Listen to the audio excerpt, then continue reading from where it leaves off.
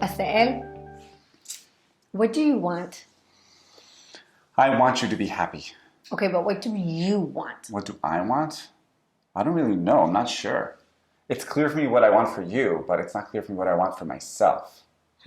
That's interesting. Do you know that? Do you know that issue where you're not really clear what you want or how you want it? Or you're unable to express explicitly what it is that you want, or even identify, Yeah. or feel worthy, or prioritize your want. So if so, you're in good company because a lot of us have problems with not recognizing what we want and asking for it. And today we're going to talk about why that happens and how to change that. Hi, my name is Dr. Assael Romanelli. And I'm Galit Romanelli. And this is the Potential State. And today we're going to be talking about dare to want. So I see this all the time in the clinic. I see this a lot with men, where in their marriage or in their relationship, when I ask them, what do you want? They're dumbstruck. They don't know what to say. That's really interesting because when that's kind of like a newsflash to me, right? Because in my mind, men are very clear on what their wants are, but reflecting on it now and talking about it with you now, I realize maybe men are very clear on what they want outside of the relational space, right? So like in the workplace, professionally, competitively, like they're very clear on what their wants are. They go, they get it. At least that's kind of like, you know, the saying, it's a man's world, like you want it, you get it. Whereas I feel like women a lot of time have a harder time expressing their wants or voicing their wants or even prioritizing their wants. But maybe actually in the relational space, the balance is a little bit different. Yeah, because I feel like it's been my experience that because of psychological patriarchy, men were conditioned, we're socialized that the way we express love is through providing, right? So basically what we do is we just give and give and give, and we're in service and we're not really sure what we want. And since wanting is kind of, for a lot of men, it's seen as like pathetic or weak or needy, they don't want to show those aspects. So they keep saying, whatever you want, I just want my wife to be happy, I just want my kids to be happy, I don't need anything, I don't need anything. What happens is it usually leads to a very narrow emotional range. Yeah. I think that what you're surfacing is this vulnerability that comes with wanting.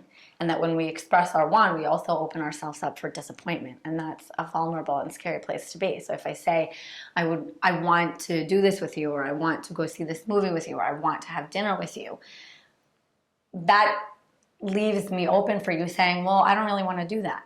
So it protects me from rejection or disappointment.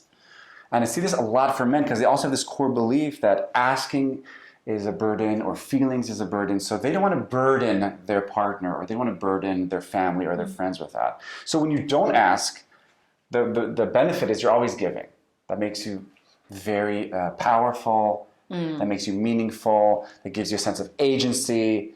That makes you're very necessary around you. Yeah, it makes you needed. Right. People are dependent on you. Right. I feel like women have that as well, as mothers. In particular. Say more. They're, always prioritizing the family. Everyone, their wants and needs are before them. And first I'll take care of, first I'll make sure that everyone else has kind of dinner before I sit down and have dinner myself. Right. Like I'm going very much to the stereotypes because... But it's also, if I think about it, it's also like a one-up position of a martyrhood, right? I'm just giving and giving and everyone else is selfish and I can always take the upper I don't ground. have wants. It's okay. Right. I'll eat later. I'll rest in my grave. But the cost when you don't know how to express your wants, the cost is you start attracting, because next to everyone who's over-giving, what you're going to be attracting to your life are people that are leechers, that just take and take and take, and then you keep feeling like people are taking you for granted. And for a lot of these men, because they're never expressing their want, they slowly become kind of a two-dimensional flat character. Yeah, I think... For me, when you say that, what comes to mind is this partner. It doesn't actually matter if it's male, female, or even same sex. It doesn't matter. But this dance of whatever you want, okay, honey, whatever you want, kind of thing, and then that you slowly sever from your wants. Well, that's great, whatever you want, but that continuous and constant pacifying just furthers you away from your self, your core, your... Right, I slowly lose touch with myself. Yeah. And also, in your minds, I just become less and less interesting, less and less complicated. If you're always going to say whatever you want, then what's the point in even asking you, right? You're like, your wants don't even become a factor. I don't even have to take them into consideration anymore because ultimately I get to choose. Hey. And what happens is this character that doesn't express their wants becomes less and less interesting. And their voice is heard less and their pain is less seen because they're whatever. They have no wants. They have no needs. They're only always giving. So we want to give an example. Just the other day we were working with a couple and he never wants anything. He never asks for anything. He doesn't ask for coffee. He doesn't ask for food. Nothing. He waits till his wife is making coffee and then he kind of sneaks in the request. And that's been going on for years because his sentence, his mantra is, I don't need anything. As long as you're happy, I don't need anything. And then what happened was, there was finally an event where he needed his partner's attention and his sensitivity. And she was like, who are you again? Exactly. She didn't see it. And for him, this is a radical shift because he decided early on that his job as a man is just to provide. And he doesn't need anything. He's happy with just air and water. But the price he's paying for it is not only is he living a narrow life, but he's not seen. Right. And there's no empathy, and there's no sensitivity, and there's no softness, and there's no vitality. Yeah, I think that there's this element of invisibility almost, right? Because if you don't have wants, you don't have needs, you don't have a voice. So kind of where are you? So if you'd like to change that, the way to change that is to first to kind of reflect and see, do you have that core belief about wanting or desiring or asking? Where did you learn that? Does that still serve you? So first of all, just reflect a lot. Yeah, and I would go even further as to kind of in terms of in order to be able to identify if wanting is something that you kind of perceive as naughty or you're not worthy of it, because that's one of the things that came up with this couple, right? Is that he felt like he doesn't deserve to have these wants, right? He's not worthy of these wants. So it's kind of this digging deeper of like, what does wanting constitute for you? What does that mean to you? What does that represent?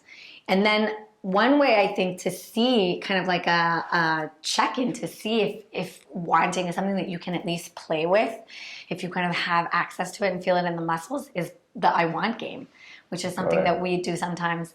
And we just, shoot off these I wants, and they don't have to be realistic, and they don't have to make sense, and they don't even have to be in any particular order. It's actually better if they're extremely associative, but it's just like, I want a balcony, I want a lot of plants, I want to have a delicious breakfast, I want orange juice, I want like all these I wants. And I think that it's really easy to see people who kind of don't have a problem with I wants, like myself, or people that really struggle, where you say like, okay, let's play the I want game, and they just become paralyzed almost. And I think if you start practicing that, the way to soften that core belief is also to choose to believe that when you're asking, the only way you can actually give is by learning how to receive. And because if you have a problem asking, that probably means you have some sort of core belief about asking and neediness, and that way you're judging the people that you're giving. So you're not really giving wholeheartedly. Right. And when I ask something from my partner, I'm not burdening her. I'm giving her a chance to feel meaningful to me. Because if you're never asking, then you don't need anyone. Right. And everyone around you feels like, what does he need from us? He doesn't need anything. Right. There's no value I don't bring value to the relationship, and vice versa. And the whole idea is that you want to reach a stage where you can lean, where you can feel seen and celebrated and appreciated. Wait, I wanna rewind what I said, because I don't think it's value. I think it's closeness, because I think it stems back to that kind of vulnerability. Say more. Just that when you're able to say what you want next to someone, then you're able to kind of invite an intimacy and a closeness. Yeah. Right, because you're willing to open up and either share a desire, a request. So that kind of leaves you very open and vulnerable. And when you're discussing with your partner, remind them that your request is not their command. Right. Cut that umbilical cord. You can reference that episode, your want is not my command.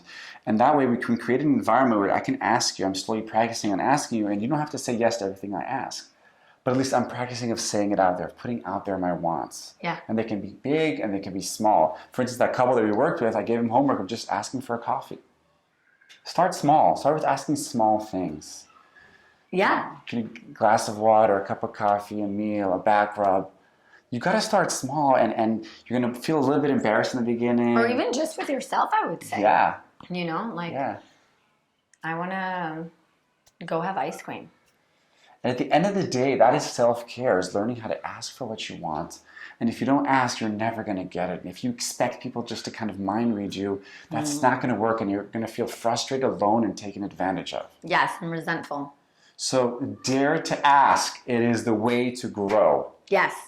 This was Galit Romanelli. Because when I see your selfishness, I can see your generosity, said Betty Martin. Right. From the Wheel of Consent. So you want people to accept your giving, you got to show them that you also need things, that you're not this walking cash machine, a wanting gift-giving machine, that you also have needs. That you're not a robot. That you're not a robot. We are not robots. So let's say that again. When I see your selfishness, I can believe your generosity. This was Galit Romanelli. This was Dr. Assael Romanelli. And we're the Potential State. We'll see you next time. Don't be afraid to want.